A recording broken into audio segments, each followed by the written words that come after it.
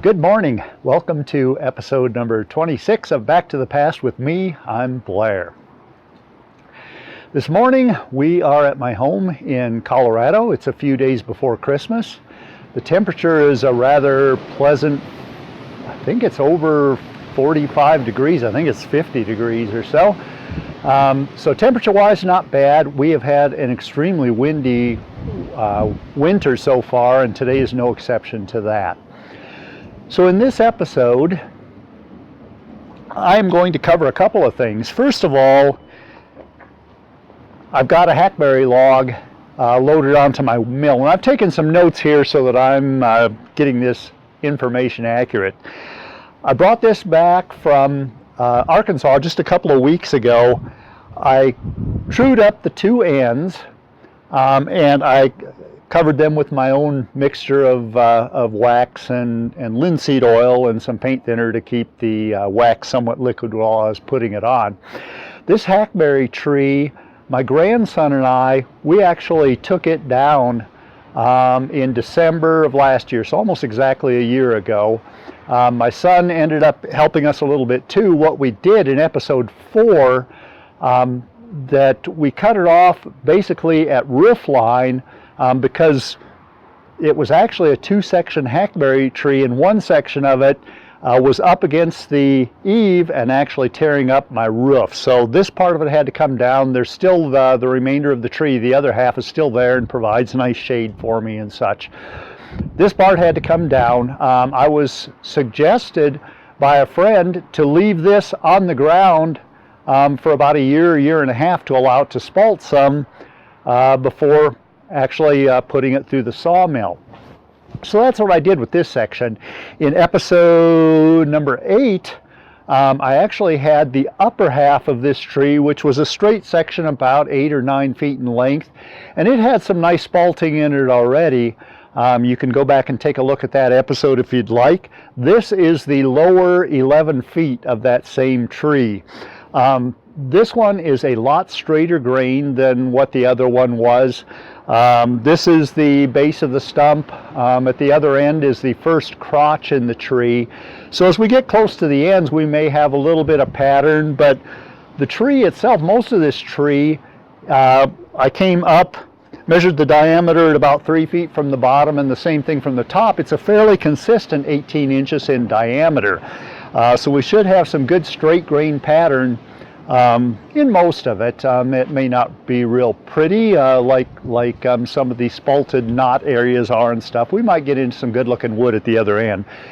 I'm going to cut this probably into 8/4 or 10/4 lumber to where it can be surfaced and milled into at least 1.5 inch thick material for a tabletop.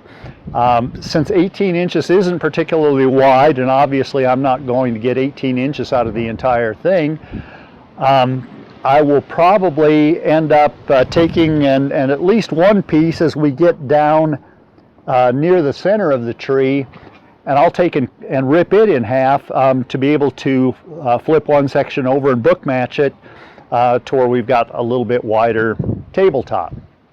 So a couple of things that we are going to do in this episode is to, first of all, take a look at the tree, take a look at some of the slabs that come out of it. But one thing that I did is to order a couple of different kinds of blades. If you remember back to, I think it was episode 3 maybe, that I cut into a pecan tree that had fallen on my property actually before I bought the property, and on that particular part of log I found, I think it was 25, 26, almost 30 nails in it. Destroyed several blades, but I still have a large chunk of that now is a cant 12 inches by 18 inches and about 9 feet in length that I want to cut. So I didn't want to destroy more blades, so I've actually purchased more blades from Woodmizer, and we're going to do some testing of these blades on this piece of Hackberry. Most of the blades that I have are the Silvertip blades, which is loaded onto the saw now. The Silvertips are 1.25 inches in width, 42 thousandths in thickness. Because of the set in the blade that they cut they cut about 88 thousandths of an inch thick, so under an eighth of an inch in thickness. By the time you get a little wobble in the blade, maybe an eighth of an inch thickness. Then I also purchased some bimetal blades. The bimetal blade is what I hope to use on the pecan cant that I've got left, because I'm sure there's going to be more nails into that. Hopefully this will cut through the nails without dulling the blade so quickly and not destroy the blade. The other one that I have, the bimetal blades are 50 thousandths of an inch thick, and they actually, they have just a little more set to them, so they actually cut a kerf that is 0.107 in thickness, so 107 thousandths of an inch thickness, 25% more than the Silvertip. Then the last blade that I'm going to review is the Razortip Carbide tip blade, which is about 45 thousandths of an inch in thickness, about the same as the Silvertip. The carbide tip, because the tip is just a little bit wider than the blade, there's very little set to the blade, and they cut a kerf 85 thousandths of an inch. So the Silvertip blade that is on the saw now and the carbide tip blade cut roughly, have about the same thickness of blade and about the same kerf thickness as they're sawing. I already know what I'm going to say about these because I've tried them all. The carbide tip blade I've cut through about 3 logs, and it's still a fairly sharp blade.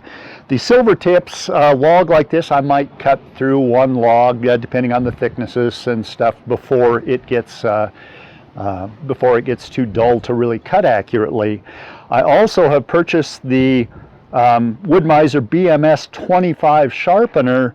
So this is a freshly sharpened blade that's on there now. What I intend to do with this log is to cut maybe a couple inches off of the top of it, so I've got a good, true, level log, and then go ahead and flip it over. And so I've got something solid. I don't have to worry too much about wobble. And then I'll just start at the top and work my way down, cutting slabs out of it. Once it's flipped over, I'll keep this Silvertip on to cut the slab off. Once that slab is off, I'm going to go ahead and change blades to the bimetal blade and make 1 pass through it with the bimetal blade. We'll take a look at that cut. And then I'll put on the Razortip Carbide blade afterwards, and we'll finish cutting through the tabletop sections that we want at probably an 8/4 thickness. Let's see. The one thing that I have noticed, and will probably see again, is with the bimetal blade, having cut since it cuts a significantly wider kerf, it is a lot harder. It is noticeably harder to push through the mill with the Woodmizer LX25. The 9.5 horse that I've got on it for a engine really isn't enough to push this through.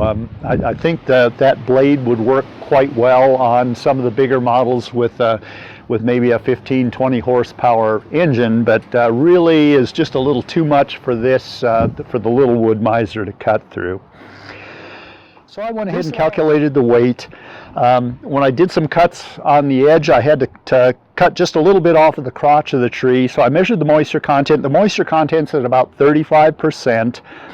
18 inches in diameter. It's actually, average is probably a little more than that because the 2 ends are flared. But at 18 inches in diameter and 11 feet in length, we have about 19.5 cubic feet of wood. Hackberry weighs, its dried weight is about 39 pounds per cubic foot. Moisture content of 35%. So on this log we got about 760 pounds of wood and about 425 pounds of water for a total weight of 1,185 pounds in the log is what it calculates to. So logically we've got a log here that weighs probably 1,200 pounds plus or minus 100 pounds. I'm sure that the pieces that I end up cutting out of it are going to be fairly heavy too if they're a couple inches thick. So let's get started.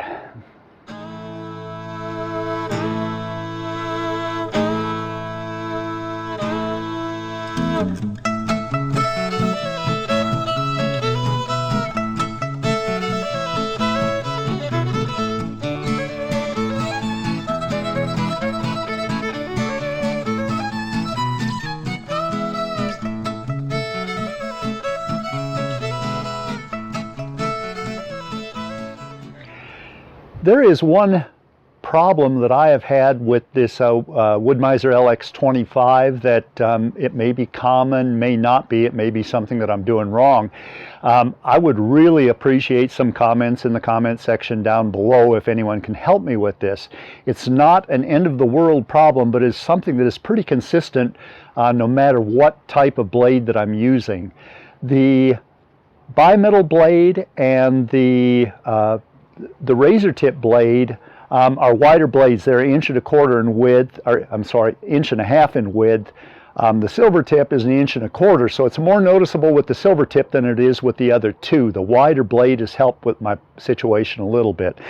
But what is happening is in the first probably 8 inches of cut, the blade tends to climb, and then it'll stay pretty consistent the rest of the way through the cut. When I get to the end of the cut, if I want to back the blade up, I've got to raise the saw about 1 click or 1/8 of an inch or so to come back over the top of it. So what it's wanting to do is to climb in that first 8 inches and then maintain a good straight line as long as my blade is sharp the rest of the way through the cut. The one thing that I have done, or the one thing that I do every time I load a log, is to check the deck for level and straight, which it is right now. I also set a torpedo level on the top of the blade to check that the blade is level, which it is. And we'll take a look at that in just a second. But again, it seems like no matter what type of adjustments that I've done for blade tension, for adjusting those ceramic guides or whatever, I always get that little bit of a climb starting into the cut. It's not a big deal in that the logs that I have are always a little bit longer than what I need for finished lengths of the lumber anyway, so I end up cutting off the end 6 to 8 inches. Generally this end doesn't end up too bad. But we'll take a look. I want to show you that I am level with the blade. My bed is level. What can I do to fix that? And again, any comments that you can leave me to help with that, if you've got that experience, or if you're someone having the same problem, please include that in the comments down below too. Who knows, maybe Woodmizer will see something that they can give us some advice too. Let's take a look at that a little bit closer. Okay, let's go take a look.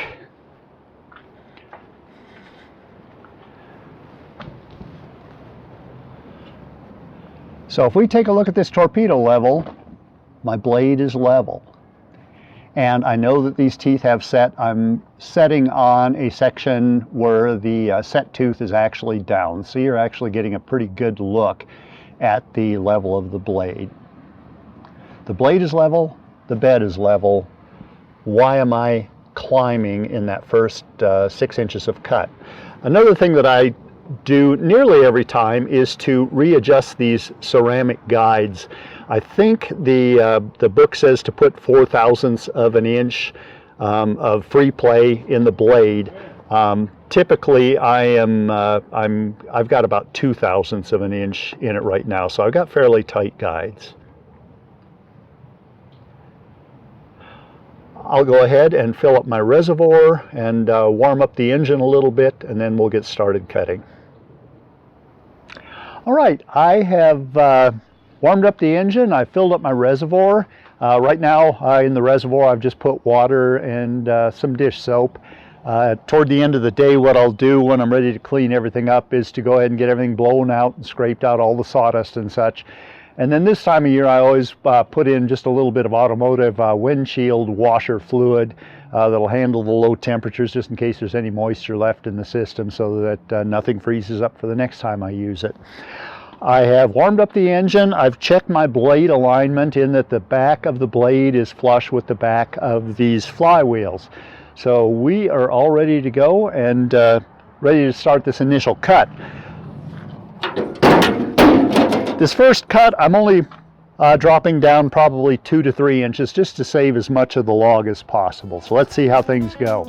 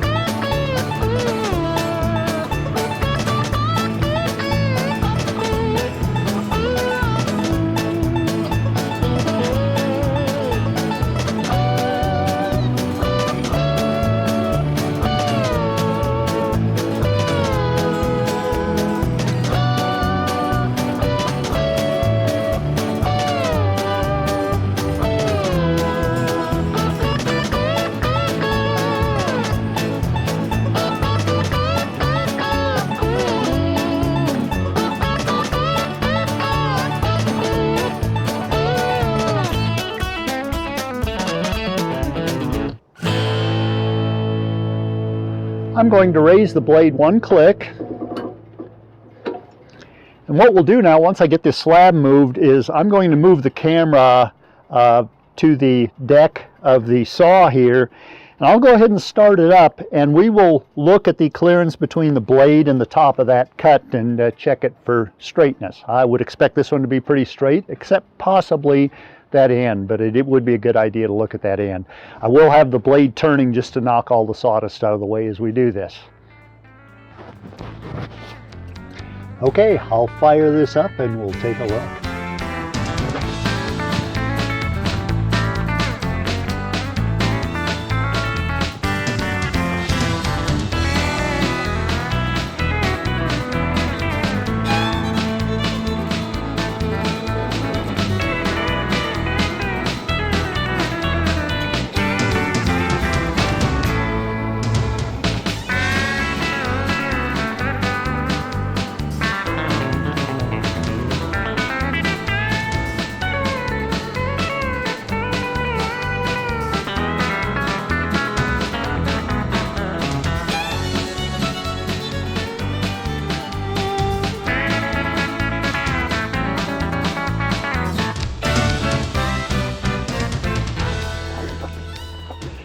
So I think what we saw is that we had a good, consistent, straight cut until about 2 feet from the end. It started dropping a little bit, and then again this end 8 inches dropped off a little more.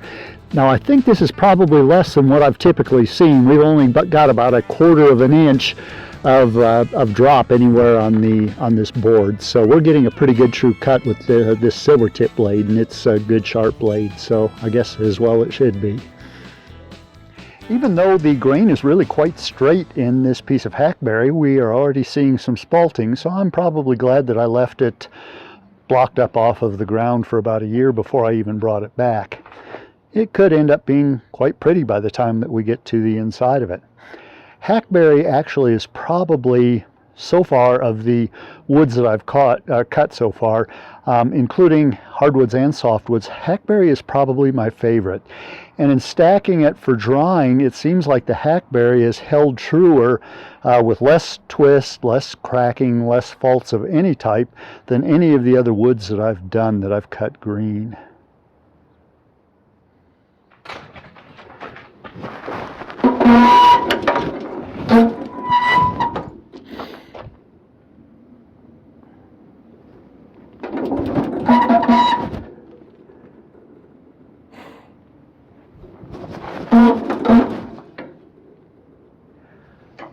Okay, I think I'll make the first slab cut there. Unless I get to the other end and can get a shorter piece that might have some pretty grain pattern in it. Let's take a look.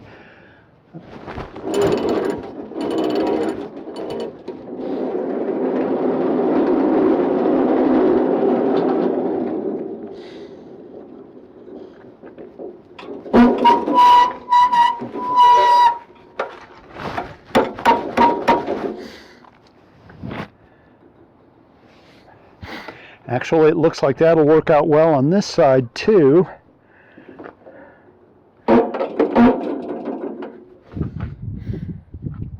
Let's do some sawing.